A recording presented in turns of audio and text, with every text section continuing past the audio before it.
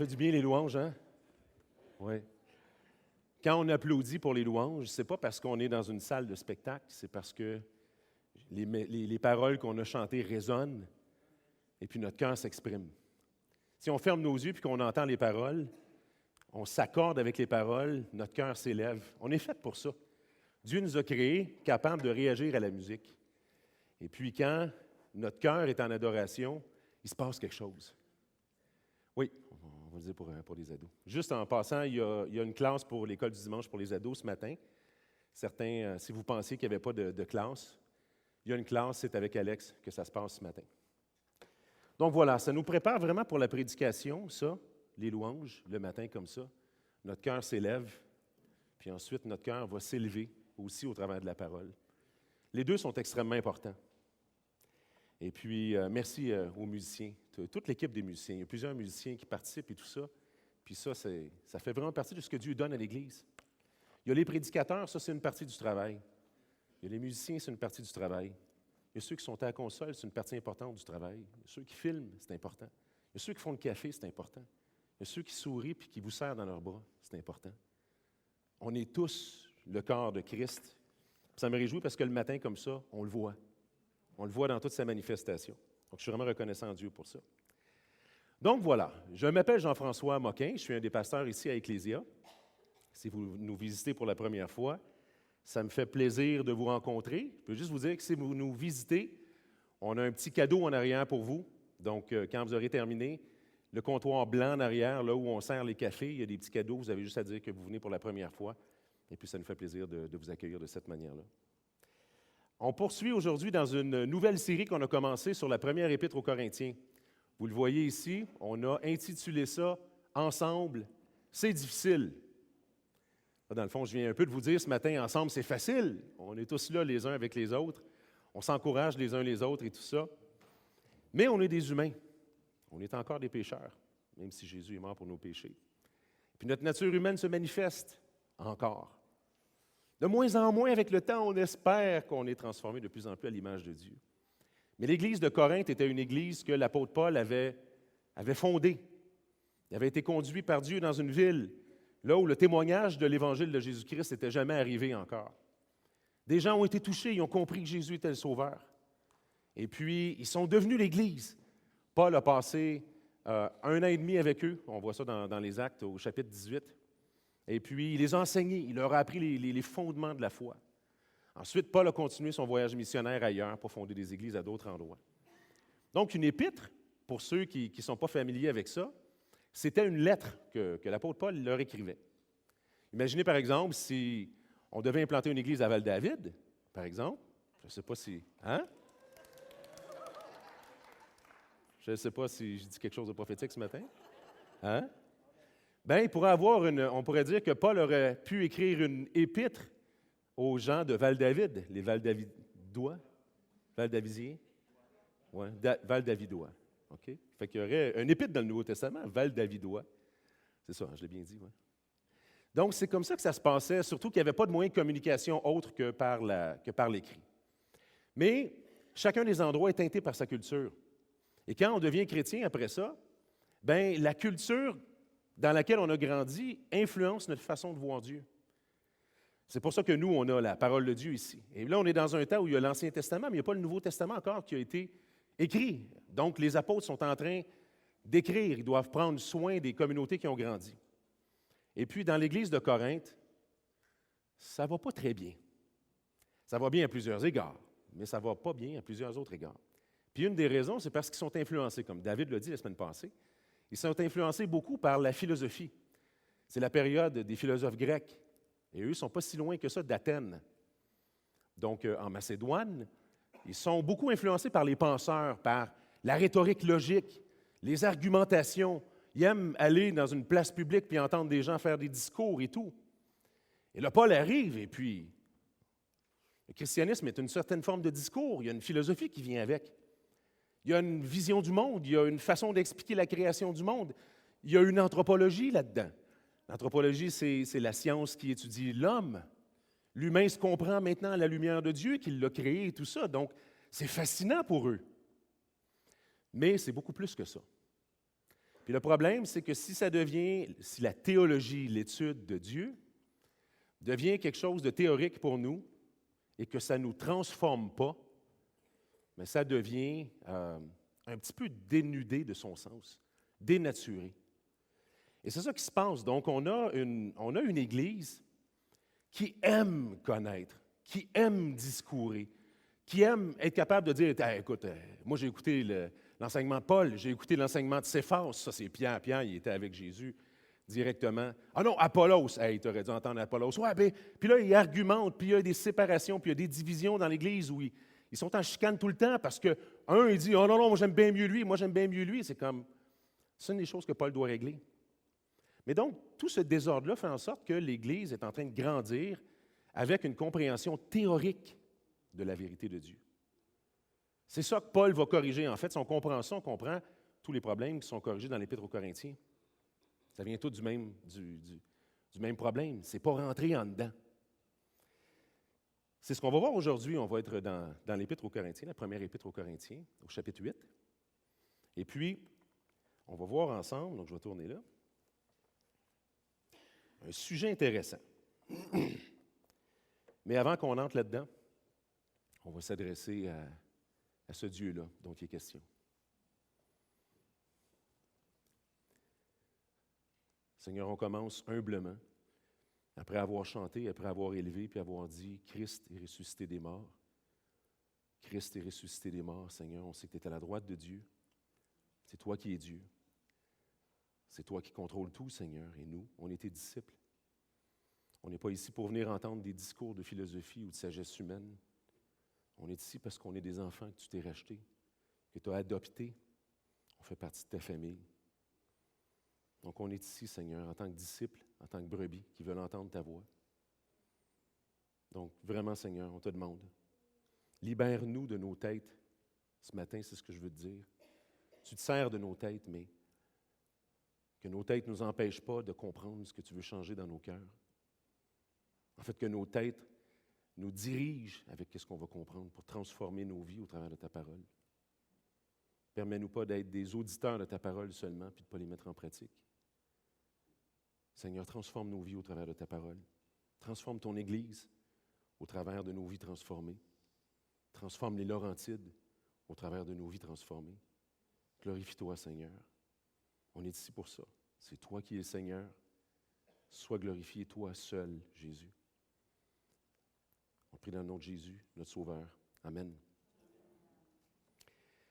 Donc, je vais vous faire une petite introduction avant sur l'origine de la cause du problème, puis après ça, on va lire le passage. Puis là, aujourd'hui, ça va être une exposition plus systématique. Il y a des temps où je couvre plus les thèmes, puis il y a des temps où là, on embarque. Là, on va vraiment embarquer verset par verset pour comprendre qu'est-ce que Paul est vraiment en train de dire comme argumentation. Mais pour comprendre ça comme il faut, donc, comme j'ai dit au départ, il y a un problème. Et le problème, on pourrait dire qu'il y a deux types d'évangiles. Le premier, on pourrait dire que c'est l'évangile du diable. Vous allez dire, c'est quoi l'évangile du diable? J'ai jamais entendu ça. L'évangile, ça veut dire la bonne nouvelle. Il y a la bonne nouvelle de l'évangile de Jésus-Christ. La bonne nouvelle de l'évangile de Jésus-Christ, c'est que Jésus est venu mourir sur la croix à la place des coupables, pour que le jugement de Dieu, au lieu de tomber sur celui qui mérite d'être jugé parce qu'il est coupable, quelqu'un d'autre devient coupable à sa place et Dieu le juge en tant que coupable. C'est la bonne nouvelle de l'Évangile. La bonne nouvelle de l'Évangile change quelque chose dans notre rapport avec Dieu, parce que maintenant, la Bible nous dit qu'on devient réconcilié avec Dieu au travers de Jésus, parce qu'avant, on n'était pas réconcilié, on était en séparation. Et maintenant, on devient réconcilié avec lui. Ça change quelque chose parce qu'on n'est pas Dieu sur notre vie. On devient des disciples de quelqu'un, on devient des esclaves même. Le mot est vraiment esclave en grec. Puis nous, on a peur d'utiliser le terme esclave parce qu'on a l'impression que c'est toujours péjoratif. Mais ça dépend du maître. Quand on a été créé par Dieu et qu'on a été créé pour Dieu, on a été créé dans un rapport de subordination. Il nous a créés pour lui, il ne nous a pas créés pour nous. Et s'il nous a créés dans le but précis d'être à lui, on trouve tout notre bonheur et notre valeur dans le fait d'appartenir à celui qui est glorieux.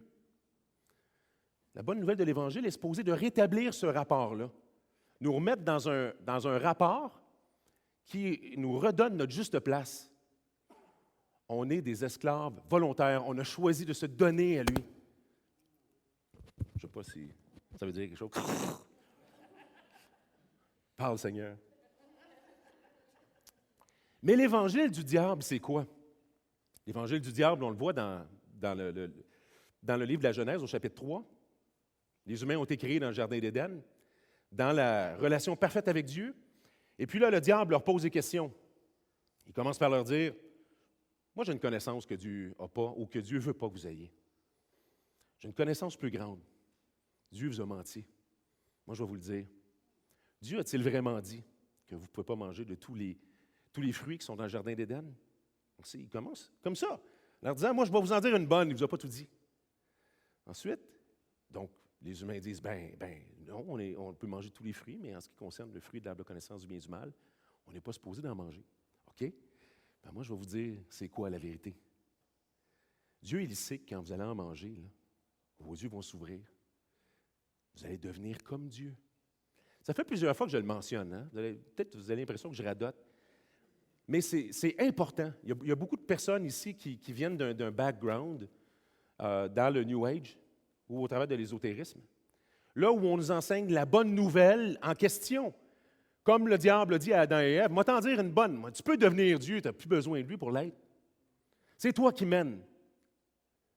C'est toi qui es élevé ici. Regarde, quand on chante les louanges, j'imagine, ça pourrait être toi, là, on chante à toi, là.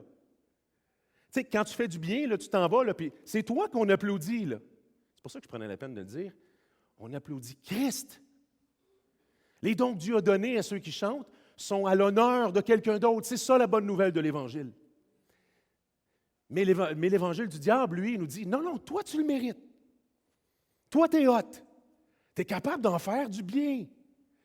Quand tu fais du bien, parce qu'il y a l'arbre de la connaissance du bien et du mal, les humains ne sont pas juste devenus méchants à dire « Ah, moi, j'ai toujours rêvé de ça, moi. Moi, me faire une espèce de slingshot, moi, étirer des tomates à Ève, check-moi bien aller. » C'est pas ça qui l'intéresse. C'est pas le mal qui les intéresse, c'est le bien. Mais je suis le sujet, je suis l'objet, tout l'honneur vient à moi. Quelle belle créature que je suis. On est capable, en passant, de dire quelle belle créature je suis ensuite quand on réalise que j'ai été créé par lui, à son honneur. Mais l'évangile du diable, elle, il dit, non, non, tu es créé de même parce que tu es un petit Dieu. Tu es glorieux, tu es grand, tu es beau, tu es fort. Donc, mes chers amis, on peut étudier la théologie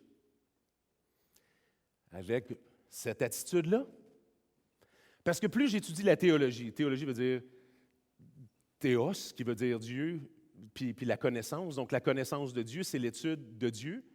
Donc, on peut étudier la théologie, puis se remplir le crâne, puis devenir une sorte de boule d'orgueil qui dit « Hey, moi j'ai compris la théologie. » Et les autres, je voudrais bien vous parler des autres églises ici à Saint-Jérôme ou des autres églises ici au Québec. Tu sais, OK, ils sont probablement chrétiennes, là, mais tu sais, c'est comme l'orgueil.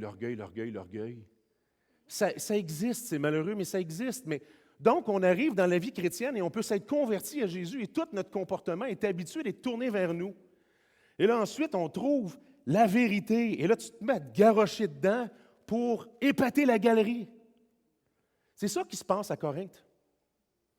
Ils veulent épater la galerie. Hey, check-moi. Je vais te parler de ma théologie systématique. Et ceux qui m'entendent, que vous soyez ici ou que vous soyez en train de l'écouter en ligne, là, moi, je tripe sur la théologie systématique. Je veux dire, il n'y a rien de mal dans la théologie.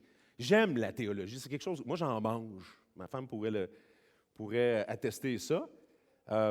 J'aime la théologie, mais l'idée, c'est que la théologie est un moyen de nous transformer et pas un moyen de nous remplir de connaissances. Excusez. Ça, c'est très important parce que, donc, c'est ce qui se passe là-bas. C'est que l'homme-dieu, avec un petit D, l'homme-dieu, qui pense que tout est pour lui, qui s'est converti à Jésus, la parole de Dieu doit faire une transformation dans lui. Mais ça, ce n'est pas en train de se passer à Corinthe. Parce que l'homme égocentrique, le petit Dieu, lui, il se sert de la théologie pour se gonfler d'orgueil. La théologie ou les dons, en passant. Il y a d'autres sujets qu'on va traiter dans l'Épître aux Corinthiens, c'était pareil. Les dons surnaturels que ce soit quelqu'un qui parlait en langue, mais il fallait pâter la galerie en montrant à tout le monde. As-tu vu comment je suis spirituel? Moi, Dieu m'a donné des langues que tu ne comprends pas. C'était ça le problème, ou encore la prophétie. Là, quelqu'un était comme, moi, je suis un prophète. Je veux dire, à la limite, courbez-vous, j'ai un don spécial. Puis c'est comme, tout est désordonné à cause de ça. Tous les dons devraient être au service de tout le monde. Mais non, ils sont au service de celui qui l'a reçu. Vous comprenez? Donc là, ici, qu'est-ce que ça fait dans l'Église? Ça fait des chicanes. Il y en a un qui est pour un, l'autre qui est pour l'autre. On méprise aussi. Regarde, lui, regarde, tu sais pas le 2 de pique, toi, il n'a pas compris ça encore. Il est supposé d'être rempli d'amour, transformé à l'image de Jésus. À ceux-ci tous connaîtront que vous êtes mes disciples, si vous avez de l'amour les uns pour les autres. Mais non, tu n'es pas obligé en théologie d'aimer l'autre. Tu es juste obligé d'expliquer c'est quoi l'amour. Tu n'es pas obligé de le vivre. On méprise l'autre. On ne considère pas le besoin de l'autre. On ne réalise pas que l'autre qu'on méprise, c'est celui pour qui Jésus est mort. Il l'a racheté en mourant pour lui sur la croix. C'est ça le problème. Donc, il y a une sagesse. Il y a une sagesse, on pourrait dire, dans l'évangile du diable. La sagesse, elle a fait la théologie un moyen de me glorifier moi-même. Mais l'évangile de Christ est une sagesse de Dieu. On continue une série dans 1 Corinthiens qui avait été commencée il y a plusieurs années, mais au début de l'Épître aux Corinthiens, si vous le lisez, vous allez voir que Paul leur adresse la sagesse, puis il leur dit, il y a une sagesse selon le monde, qui est une folie pour Dieu. Il y a une sagesse selon Dieu, qui est une folie pour le monde. Puis le problème, c'est qu'ils ont essayé de faire de la sagesse de Dieu une sorte de sagesse pour le monde. Le monde ne peut pas comprendre qu'on est en train de leur dire, c'est pas toi qui es Dieu. Tu donnes ta vie pour les autres. Ouais, mais ça va te rapporter quoi? Il faut que tu penses à toi, là! Pense à toi! Vous l'avez déjà entendu, celle-là? Pense à toi, man! Pense à toi! Puis non, Dieu nous dit de donner notre vie pour les autres. Donc, l'Évangile est supposé de produire une transformation. C'est intéressant parce que transformation, donc c'est une formation, c'est un transfert ou une transition. Hein? Le mot trans est malheureusement trop connu maintenant. Mais il y a la transition vers un autre état, une transformation à une autre image. Celle maintenant d'un serviteur et non celle d'un petit Dieu. La transformation est supposée de produire une transformation de l'intelligence en premier. Donc là, j'ai quelques versets pour vous. Oups, c'est vrai qu'il faut que j'ouvre ça ici si je veux que ça marche. Dans 1 Corinthiens 2, versets 3 à 6, Paul leur disait, parce qu'il était conscient de ça, il est en train de leur dire que quand il est allé vers eux, il était conscient de ça. Il s'en va vers eux, puis il sait très bien que ce qu'il va leur dire, là, comme prédicateur, ils vont l'entendre comme si c'était juste une nouvelle version de la philosophie d'Athènes. Puis lui, il est comme si c'est ça qu'on comprend de ce que je suis en train de dire, j'ai rien gagné. C'est pas ça, l'Évangile. Donc il leur dit, moi-même, j'étais auprès de vous dans un état de faiblesse, de crainte et de grand tremblement. Et ma parole et ma prédication ne reposaient pas sur les discours persuasifs de la sagesse. Vous comprenez pourquoi? Parce que c'était ça qui était la sagesse ambiante dans le coin, mais sur une démonstration d'esprit et de puissance, afin que votre foi fût fondée non sur la sagesse des hommes, mais sur la puissance de Dieu. En passant, il était question de miracle aussi. Il était question que Dieu se manifestait de façon surnaturelle. C'était une façon, dans ce contexte-là en particulier, mais pas juste dans ce contexte-là. Dieu veut se montrer de façon surnaturelle des fois. Moi, ça arrive que je prie pour quelqu'un qui veut découvrir Jésus, puis je vais lui dire, veux-tu savoir s'il est vivant? On va lui demander. Puis, je n'ai pas de don particulier, moi, là pour ça. Là. Sauf que je le sais que Dieu veut se révéler à la personne. Et puis, j'ai pu demander des affaires des fois qui avaient comme, tu sais, à un moment donné, on était chez quelqu'un, et puis c'est ça. Et je me trouvais dans cette situation-là un peu. C'était quelqu'un, voyons. En tout cas, il travaillait pour un ingénieur, c'est le mot que je cherchais. C'était un ingénieur, puis tout était des maths pour lui, puis il ne croyait pas en Dieu au début, tout ça. Puis après une couple de rencontres, il commençait à réaliser que c'était rationnel de penser que Jésus est réellement ressuscité des morts et tout ça. Et là, moi, je me suis trouvé devant lui, on est au bout de la table, puis je sens là, que le gars, là, il est prêt à changer de philosophie. Sauf que tu ne conduis pas quelqu'un à Jésus de même. Si tu conduis quelqu'un à Jésus de même, c'est ça que Paul est en train de vivre. Non, ce n'est pas ça qui doit se passer. Il s'appelait Pierre. J'ai dit, Pierre, écoute, je ne closerai pas une vente aujourd'hui. J'ai carrément dit ça. J'ai dit, là, je sens que tu es prêt à changer de perspective de vie sur les choses métaphysiques. Tu réponds à Jésus quand tu viens à Jésus. C'est lui qui t'appelle, ce n'est pas moi qui te convainc. Puis pour être sûr qu'il n'y ait jamais de confusion entre les deux, on va s'assurer que tu entends Jésus et que tu réponds à Jésus. J'ai dit, on va lui demander de se manifester à toi, Pierre. Ça te tente-tu? Je ne sais pas trop comment. Puis moi non plus, je ne le sais pas en passant. Je dis, OK, t'aimes les maths, t'aimes les choses qui sont certaines, on va demander à Dieu un signe, OK? Mais mesurable, quantifiable, on ne va pas juste dire, peut-être que s'il pleut cette semaine. Il y a des chances que ça arrive, là, mais... Non, tant qu'à sauter dans le vide, on va sauter. Mais ma confiance à moi est où? Ma confiance est dans le fait que je le sais qu'il est vivant. Je le sais. Est-ce qu'il y en a qui sont certains ici que Dieu est vivant? Tu le sais qu'il est vivant, c'est une vérité. Ce n'est pas juste une philosophie, là. C'est vrai. J'y crois-tu assez pour être prêt même de me jeter dans le vide puis de dire, regarde, Seigneur, il veut savoir si tu es vivant. Fait que là, je dis, Pierre, qu'est-ce qui pourrait être mesurable, quantifiable, qui est certain? Là, on ne peut pas se tromper en disant, c'est peut-être ça finalement. Non, c'est soit ça qui est arrivé, c'est soit ça qui n'est pas arrivé. Tu comprends? Qu'est-ce qui ne pourrait pas arriver tout seul? Pierre a dit, écoute, ça fait 8 ans que je travaille avec le même monde. Et puis, qu'un de mes employés vienne me parler de Jésus, il dit, elle serait bonne. Elle dit, ça serait un miracle. Là. Elle dit, ça, c'est un deal. On va demander ça à Dieu. Fait que là, moi, je suis au bout de la table, mais là, j'avoue quand même là, que là, je mets. Tu sais, là, je fais un test d'antisudorifique, là. Parce que si je viens de me lancer dans le vide. OK, Pierre, on va demander ça à Dieu. OK, Seigneur, Pierre veut savoir si tu es vivant. On va lui demander de se manifester à toi. Seigneur, fais en sorte que quelqu'un à son travail lui parle de toi cette semaine. On te le demande. Montre-toi à lui. Et puis là, il est surpris. Et puis moi, je suis un peu nerveux. On s'en va dans l'auto. Nick et moi, on est dans l'auto. Puis là, on prie, mais avec conviction, là, ce coup-là. Seigneur, il faut que tu fasses quelque chose. Mais en même temps, cette paix-là, en faisant comme, il se montre quand quelqu'un le cherche, il se montre.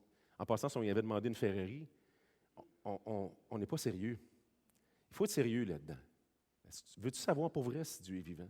Pour vrai, c'est sincère? Bon, on va lui demander. Il répond à celui qui le cherche avec sincérité. Fait qu'on retourne une semaine après, puis on rentre dans la maison, puis « Hey Pierre, ta semaine, comment ça s'est passé? » Et Pierre n'ose pas trop me regarder, il est comme mal à l'aise, tu sais, puis c'est comme « Ben non, explique-moi, là, j'ai hâte d'entendre, tu sais. » Puis il dit « Écoute, j'avoue que ça fait peur, là. » Parce que lui, il ne s'en souvient plus de ça. Il est genre mercredi en train de travailler, ils sont sur un dossier, il y a du monde alentour de lui, puis ils sont en train de parler de quelque chose, puis comme d'habitude, il travaille sur un projet. Puis là, il y a un de ses employés qui dit « Hey Pierre, je t'ai-tu déjà parlé de Jésus? » Pierre, fait comme « Quoi? » Et puis là, il a vu plein d'autres affaires dans sa vie au courant de la semaine, puis il est arrivé, puis donc Pierre est de l'autre côté de la table, il me raconte ça, puis moi, dans mon cœur, c'est incroyable comme je suis touché et ému, parce que c'est ça. Fait que je dis à Pierre, Pierre, est-ce que tu es conscient que c'est Jésus qui t'appelle? Es-tu conscient que c'est lui? Là? Moi, je n'ai rien à voir là-dedans. Là. Moi, je suis juste je suis le porte-parole qui dit les paroles en son nom. Je suis comme le speaker là. Le speaker, c'est pas lui qui parle. Là. Oui, il était conscient, Jésus m'appelle. Mais Pierre répond. Et Pierre a répondu. C'est un exemple, mais c'est ça ici. Afin que la foi ne fût pas fondée sur la sagesse des hommes, mais sur la puissance de Dieu. Cependant, c'est une sagesse pour vrai que nous prêchons parmi les parfaits. Ça, c'est ceux qui l'ont compris. Sagesse qui n'est pas de ce siècle, est meilleure que la philosophie des gens d'Athènes. Est meilleure, c'est une sagesse pour vrai. Mais si c'est juste ça pour vous, vous n'allez jamais être libéré puis transformé. Donc, la sagesse qui n'est pas de ce siècle, ni des chefs de ce siècle, qui vont être anéantis, ils vont passer, puis leur sagesse aussi. Ça, c'est dans 1 Corinthiens 2, versets 3 à 6. Oups, c'est quelque chose qui se passe. Check bien ça, là, ça va. OK. Ensuite, on est appelé à une transformation de notre intelligence. C'est ce qu'on voit dans Romains 12, verset 2. Il dit « Ne vous conformez pas au siècle présent ». Donc là, ici, on voit qu'il y a une sagesse. Il faut qu'on soit transformé dans la nouvelle sagesse. mais qui n'est pas juste au niveau de l'intelligence, elle est au niveau de quelque chose dans ma vie. Il ne faut pas se conformer à la manière avec laquelle on vivait avant, ce qui est appelé au siècle présent, mais soyez transformés par le renouvellement de votre intelligence, afin que vous discerniez quelle est la volonté de Dieu, ce qui est bon, agréable et parfait. Donc, il y a un but à la connaissance qu'on acquiert. Le but, c'est de discerner quelle est la volonté de Dieu. Le but, c'est d'être transformé en dedans. Ça va avoir son effet sur la manière avec laquelle on interagit ensemble les uns les autres. Et puis, on voit à quel point c'est... Je pense que... Sinon, les gars, c'est la prochaine. OK. Je pense que peut-être la batterie a besoin d'être changée. Ça doit changer de quelle manière? On le voit dans Colossiens au chapitre 3, versets 9 à 10, entre autres, dans notre manière de gérer les uns les autres. Ne mentez pas les uns aux autres, vous étant dépouillés du vieil homme et de ses œuvres.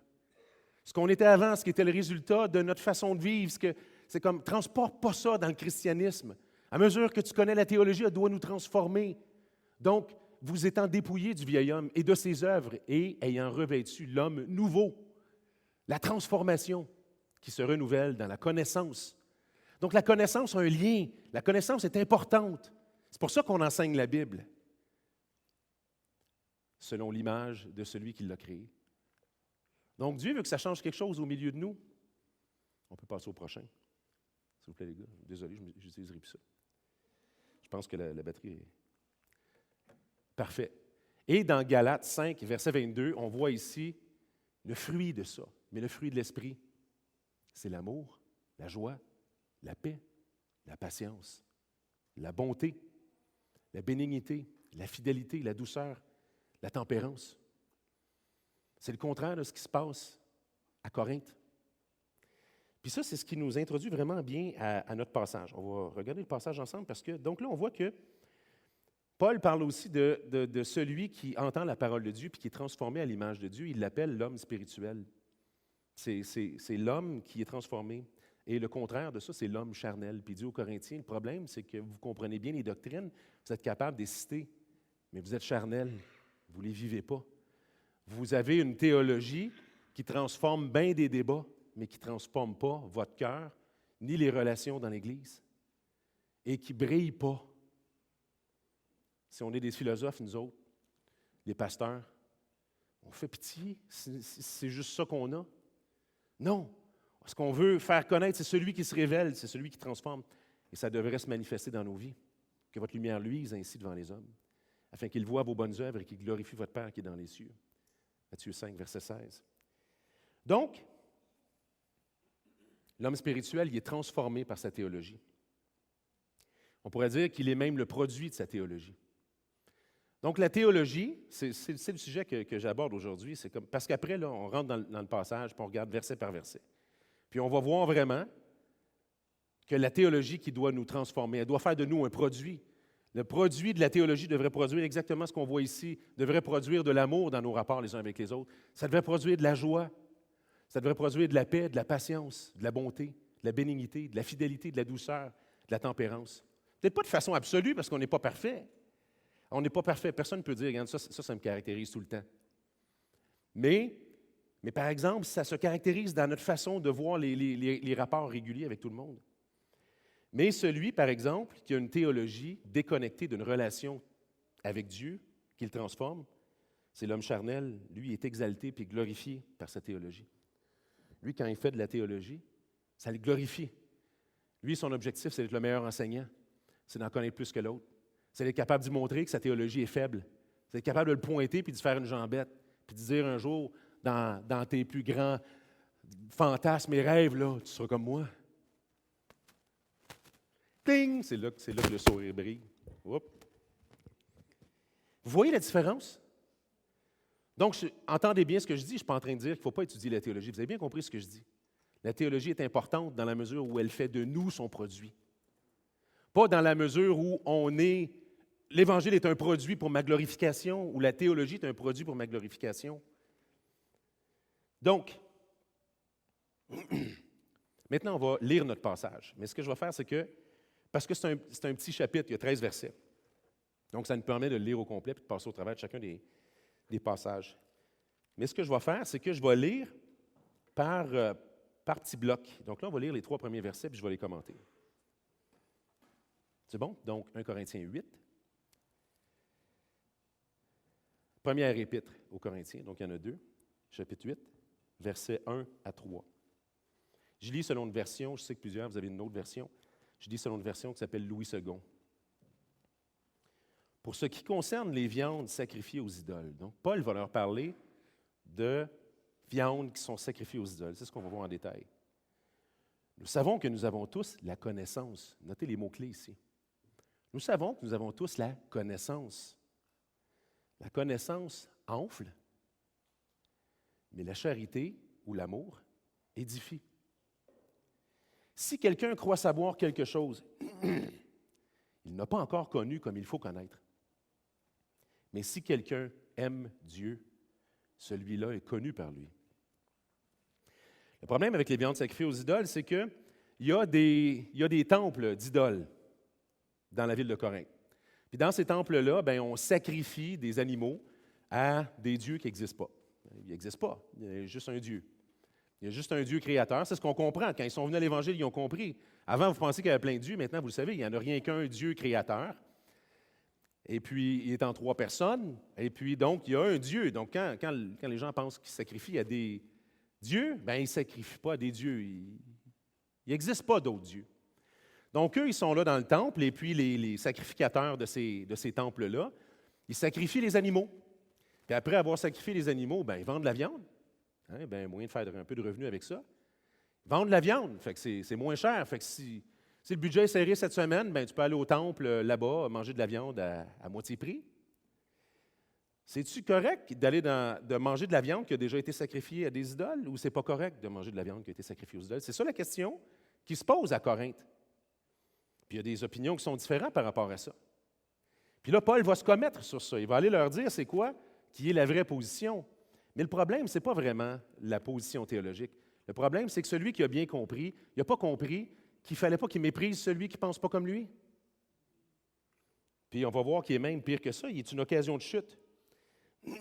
Donc, ici, on voit que la connaissance selon Dieu, elle est comparée, elle est contrastée avec la connaissance du monde. On pourrait dire au verset 1 qu'il est en train de dire, pour ce qui est de la viande sacrifiée aux idoles, nous avons tous la connaissance. Donc, il leur explique ici, on a une connaissance, mais comment on fait pour discerner celle qui est du monde puis celle qui est de Dieu?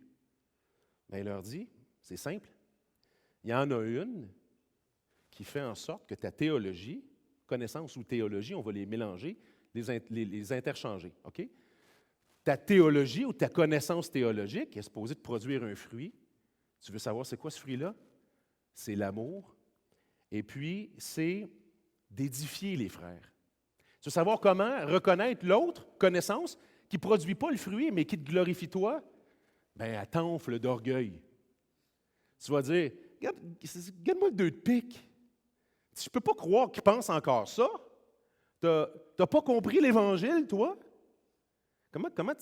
Donc, vous comprenez le fruit qui se manifeste. Donc, c'est ce qu'il leur dit.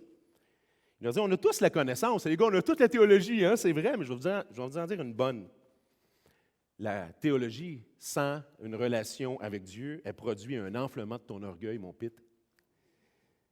Mais la charité ou l'amour, elle édifie. Est-ce que tu as développé la charité ou l'amour? Puis ensuite, je pense qu'il veut s'assurer au verset 2 de pogner tout le monde dans le détour. Parce que le gars qui a bien compris la théologie, il est peut-être capable de te citer ça, lui. Ah non, j'ai entendu une bonne prédication, moi de s'efface là-dessus. La théologie est supposée de produire des fruits. Ah oui, oui. Amen. Il est en train de crier Amen. Je le sais. Ah oui? Tu le sais? Il est où le fruit? C'est ce qu'il dit. Si quelqu'un croit savoir quelque chose, ça, c'est celui qui vient dire Amen. Attends, je vais te poser une petite question. Si tu penses avoir connu quelque chose, tu n'as pas encore connu comme il faut connaître. Arrête de dire, je le savais, ce précepte-là aussi. Non, je suis en train de te dire, lâche ton mot, t'as dit précepte. Aime ton frère. C'est ça qu'il dit. Puis là, il vient d'y couper à sifflette. Là. C'est comme, qu'est-ce que tu veux dire? Arrête de débattre. Aime-le. Tu C'est ce qui s'en vient. Mais si quelqu'un aime Dieu, il est connu par lui. Si ta recherche de la théologie, c'est un amour un amour pour Dieu, qui veut être transformé par Dieu, bien, cette connaissance-là te transforme. Jésus l'avait dit.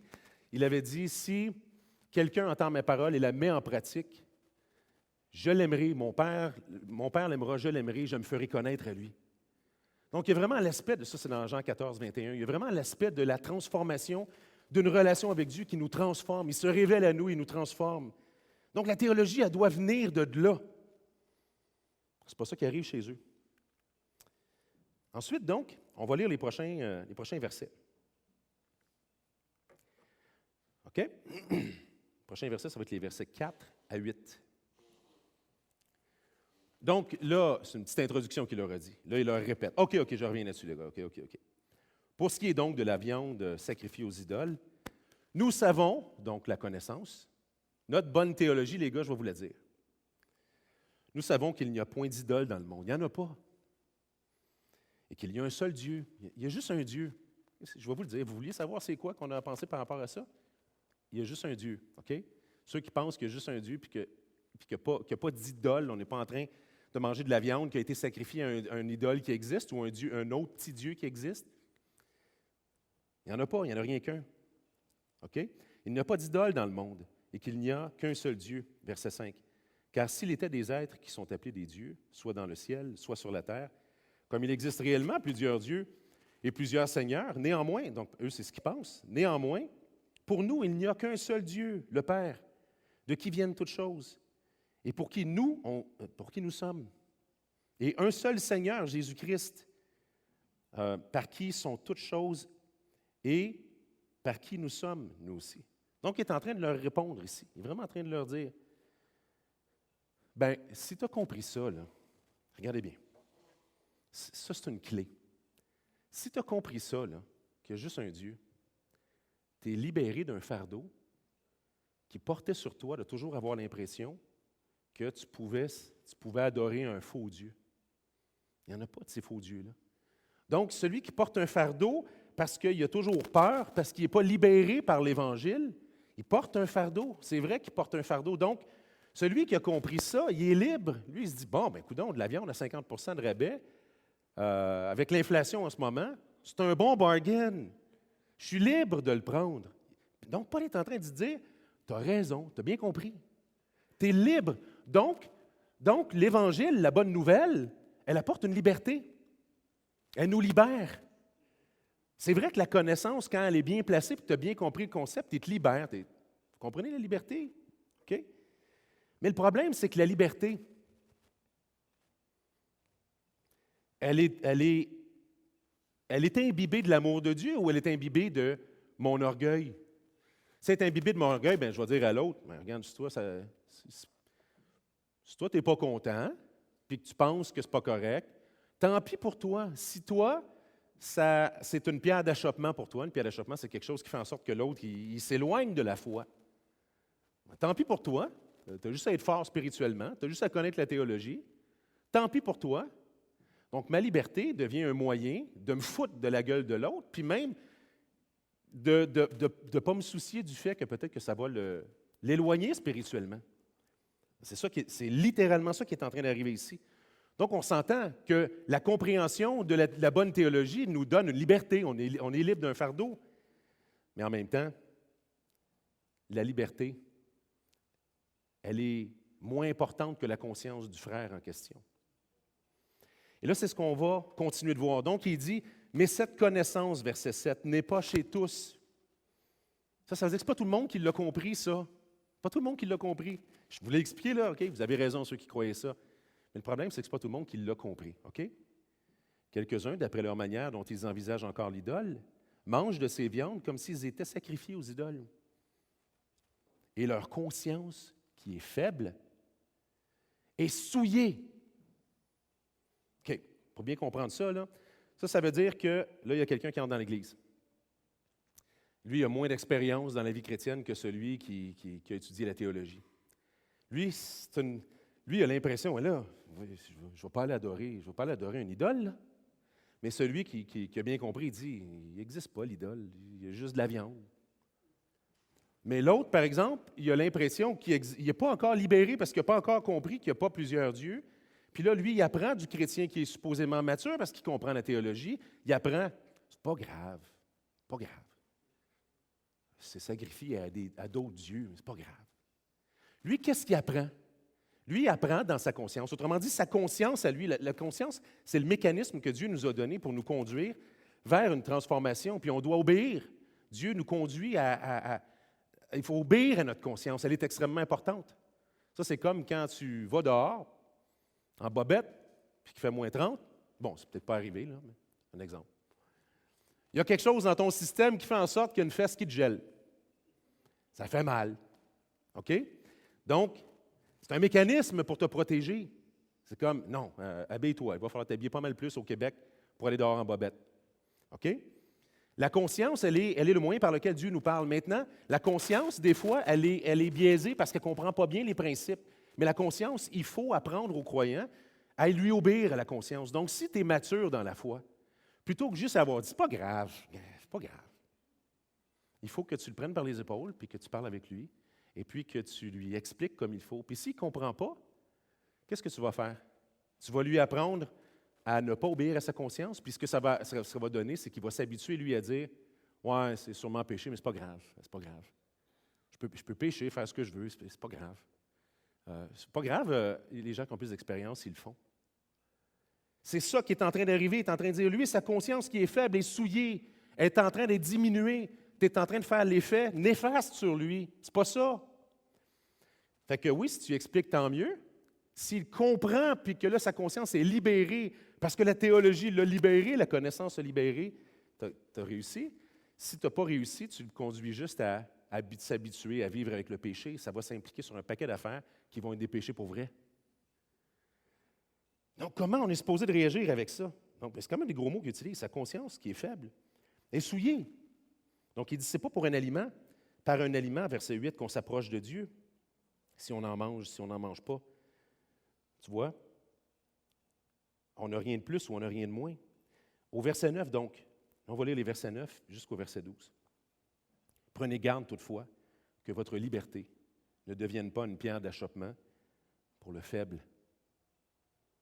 Car si quelqu'un te voit, toi, qui as la connaissance, ou qui a une bonne théologie, ou qui a de l'ancienneté dans l'Église, ou qui est chrétien depuis longtemps, si quelqu'un te voit, toi, qui a de la connaissance, assis à la table dans un temple d'idole, sa conscience, à lui qui est faible, ne le portera-t-elle pas à manger des viandes sacrifiées aux idoles? Et ainsi, le faible périra par ta connaissance. Le frère pour lequel Christ est mort. Jésus s'est racheté cette personne-là. Là. Jésus s'est racheté cette personne-là, puis toi, parce que tu t'en fous, tu lui apprends que c'est pas grave. C'est pas grave, hein? Come on, il n'y a rien là. Fais-moi confiance. Donc, qu'est-ce qu'il aurait dû faire?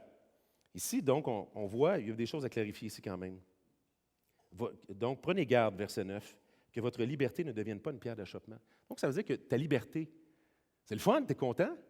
J'ai le droit, moi, d'en manger des viandes sacrifiées aux idoles, mais par amour pour ton frère, arrête d'en manger. Tant que lui, ça lui donne l'impression qu'il participe à du péché, arrête d'en manger. C'est tout. Paye plus cher ta viande. Fais pas tomber ton frère. OK? Parce que sa conscience, lui, va le porter à penser ça. Juste pour clarifier au verset 11, par exemple. Et ainsi, le faible périra par ta connaissance. Périr ne veut pas dire aller en enfer. Là. Un croyant ne va pas en enfer. OK? Il y a des expressions qui sont traduites. Des fois, il faut comprendre que ce qui est clair, c'est qu'il est en train de dire ton frère va être poussé vers la chute, OK? C'est-à-dire au péché, à cause de ta faute. C'est une expression comme nous, on utilise des expressions des fois qui ne veulent pas nécessairement littéralement dire la même chose. C'est clair ici qu'il n'est pas en train de dire qu'il va aller en enfer. Il n'y a pas de contexte pour dire ça. Puis de toute façon, la Bible et le Nouveau Testament est clair par rapport à ça. Le croyant, quand il est racheté par le sang de Jésus, n'ira jamais en enfer. Ce n'est pas la qualité de notre exécution de marche avec Dieu qui fait qu'on va au ciel, sinon on serait sauvé par nos œuvres. Mais c'est la qualité de l'exécution de la mort de Jésus Puis quand il nous ressuscite, quand il nous régénère, c'est le Christ ressuscité qui habite en nous. Celui qui est né de Dieu ne peut plus mourir. Donc, ce n'est pas qu'il va aller en enfer, mais c'est que tu l'influences à avoir une vie spirituelle amoindrie et puis sur la mauvaise partie. Mais donc, c'est vraiment le frère qui se dit fort que Paul est en train d'attaquer ici. Il dit, il va tomber là, à cause de ta connaissance. Donc, ta bonne théologie va causer la chute de ton frère faible. Lui, pour qui Jésus est mort. C'est quand même quelque chose, hein? Donc, en péchant de la sorte, verset 12, contre le frère. Donc oui, tu pèches contre le frère. Oui, je pêche contre le frère si j'agis de cette manière-là. Tu vois, donc en péchant de la sorte contre le frère et en blessant leur conscience faible, vous péchez contre Christ. OK, fait que ça, c'est quand même un plaidoyer qui est assez clair de la part de Paul. C'est pas juste contre ton frère que tu pêches, c'est contre Christ qui s'est racheté ce frère-là par son propre sang sur la croix.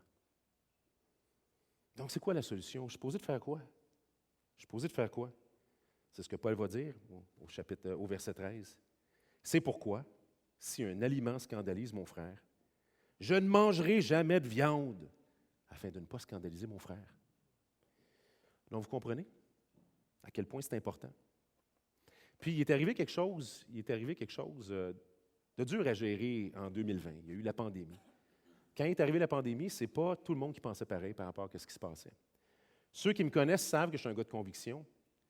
Puis là-dessus, j'en avais une conviction. OK? Et puis, pas besoin de vous le dire, l'idée, c'est que dans l'Église, ce n'est pas tout le monde qui pensait pareil. Comment on gère ça? Est-ce que quelqu'un arrive en disant « Non, moi j'ai compris, OK? Je vais obliger l'autre à penser comme moi. S'il n'est pas d'accord avec moi, on va se séparer. Bienvenue à Corinthe! Bienvenue à l'Église de Corinthe, aussi bien écrire Église de Corinthe en avant, tant qu'à faire.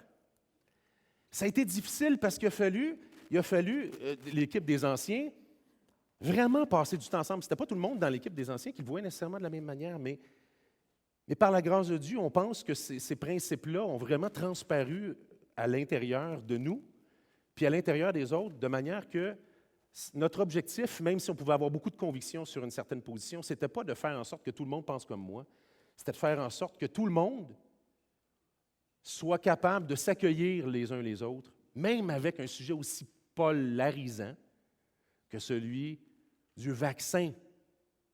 J'ose le dire. Hein? Le vaccin. Tu le prends ou tu ne le prends pas? Puis à un moment donné, notre encouragement, ça a été ça. Malgré que je ne vous dis pas c'est quoi ma position. Ceux qui sont proches, vous le savez, hein, de toute façon. Mais la question, c'était celui qui se fait vacciner pour les autres. C'était ça qu'on nous disait. Celui qui se fait vacciner pour les autres. Fais-le devant Dieu, seul. Blâme pas celui qui décide de ne pas se faire vacciner. Puis celui qui ne se fait pas vacciner pour les autres, pour défendre une cause plus grande, fais-le. Mais sans mépriser celui qui n'a pas tiré la même conclusion dans sa conscience et qui obéit à sa conscience. Pour vrai, ça a été un vrai test. Qu'est-ce qu'on fait avec ça? L'affaire, ça a été, non, ce ne sera pas l'endroit où on va faire une campagne de lavage de tête, puis on va devenir un organe politique. Non, accueillons-nous les uns les autres. C'est là où on devrait se manifester dans le monde, là où le Québec est séparé sur un sujet comme celui-là. Ici, ceux-ci tous connaîtront que vous êtes mes disciples. Par l'amour que vous avez les uns pour les autres, même là. Et puis, ça a été un vrai test pour nous. Puis, c'est un vrai test pour nous, au pluriel, nous, l'équipe des leaders de l'Église, puis nous, comme assemblée. Puis, par la grâce de Dieu, ça a été une bénédiction. On est sortis de ça, mais il y a eu juste une harmonie qui a grandi, puis un amour qui a grandi dans l'Église. C'est un test. Ça ne veut pas dire qu'on va le passer à toutes les fois. Mais le guide, c'est la parole de Dieu. Qu'est-ce qu'elle change dans ma vie, la théologie? Nous autres, les pasteurs qui avons étudié la théologie, puis on l'étudie tout le temps, toute notre vie, c'est ça le guide, c'est ça qui doit nous permettre de savoir si on est sur le target ou pas. Ça change-tu quelque chose ou ça ne change pas quelque chose? Donc, Mais ça va se manifester dans plein de choses. Puis je vais terminer avec ça. Ça va se manifester dans plein de choses dans nos rapports les uns avec les autres. Quand on va servir dans un ministère, quand on va aller à cabane à sucre, on n'était pas là hier, mais il y avait du monde qui allait à cabane à sucre. Quand on va être dans des groupes de croissance ou de découverte, quand on va apprendre que les autres ne sont pas parfaits, quand on va avoir des convictions, puis qu'on va croire quelque chose beaucoup avec notre cœur, comment on va manifester notre rapport pour celui qui est à côté de moi, qui ne pense pas pareil, mais qui pense vraiment même de façon très différente de moi, mais pour qui Christ est mort. C'est très important. Donc, si ma théologie n'est pas nourrie par une relation profonde avec Dieu, elle va nourrir mon ego. C'est ça qu'elle va faire. Elle va nourrir mon ego. Je vais être un théologien de la même manière qu'on est philosophe. Exactement pareil. Ma connaissance réelle de Dieu doit me conduire à aimer ceux pour qui Christ est mort. Le fruit de ça, ça se manifeste dans ma capacité à renoncer à mes intérêts, puis même à mes droits, et même à ma liberté. J'ai le droit d'en manger de ces viandes-là. Non, c'est correct. Je ne mangerai pas de ces viandes-là. Je n'ai pas besoin. Pour l'instant, c'est important. Pour l'instant, c'est mieux de ne pas en manger. À un moment donné, on en mangera ensemble avec le frère qui aura grandi. C'est comme ça que tu manifestes être un frère mature. Tu es capable de... Et ça, c'est le fruit de l'Évangile qui nous remet dans notre bonne perspective. Je suis au service de Christ puis au service des autres. Pas comme avant, quand j'étais un petit Dieu, puis il fallait que, regarde, ça ne fait pas mon affaire, sac ton camp. C'est comme, tire au maximum, quand ça ne fait plus ton affaire, tu t'en vas. Non, c'est pas comme ça que ça se passe ici. Donc, la connaissance théologique dépourvue d'une relation avec Dieu, elle est un instrument utile entre les mains du diable. Elle est bien utile. Mais la transformation que Dieu fait dans nos vies est extrêmement utile pour faire voir Jésus dans nos rapports entre les uns et les autres, puis dans nos rapports avec les gens qui ne connaissent pas Jésus encore. Donc, je nous encourage encore à ça cette semaine. Comment est-ce qu'on peut manifester l'amour de Jésus à des gens qui ne pensent pas comme nous?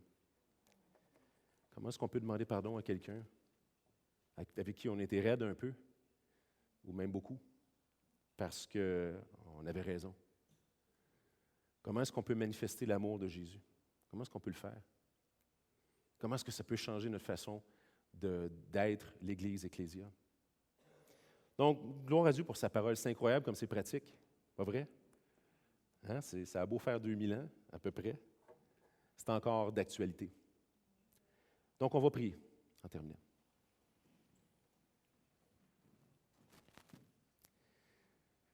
Seigneur, merci pour ta parole, puis merci pour ton amour. Tu es bon pour nous.